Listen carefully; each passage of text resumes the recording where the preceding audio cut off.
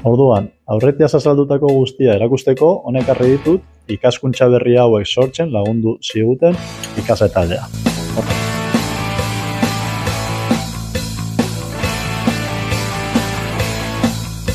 Hasieran genekienez palito gorria erabili behar genuela utzi nuen eskina batean.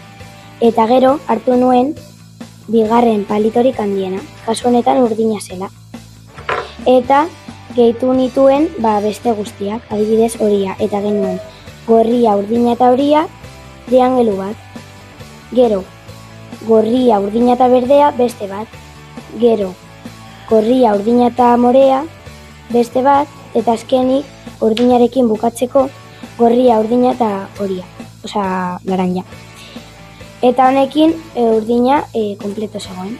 Eta gero, genuen hirugarren palitorik handienarekin, zela horia. Eta probatu nituen besteekin. Gorria, horia eta berdea, triangelu bat.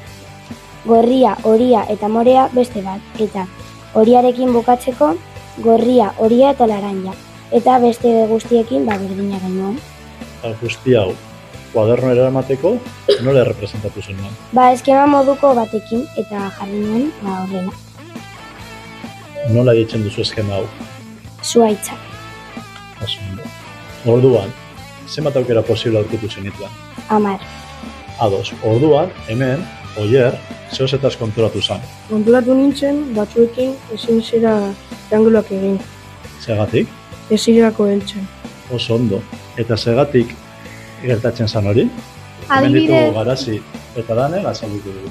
Adibidez, alde morea gehi alde laranja egiten ez da heltzen gorriaren luzerara. Orduan hori ez egingo zen triangelo bat izan. Eta hori, desberdintza triangeluarra deitzen zaio. Oso ondo. Eta 10 kasu horietatik, zenbat kasuten ikusi genuen ezin genuela triangeloa osatu? Izan ziren bi. Zirela gorria, berdea eta laranja, zin dela lotu. Eta laranja, morea eta gorria. Eskerrik asko, Jane. Bale, orduan, klasean gaudenean, guzti hau egitea daukagun materialekin oso erraza da.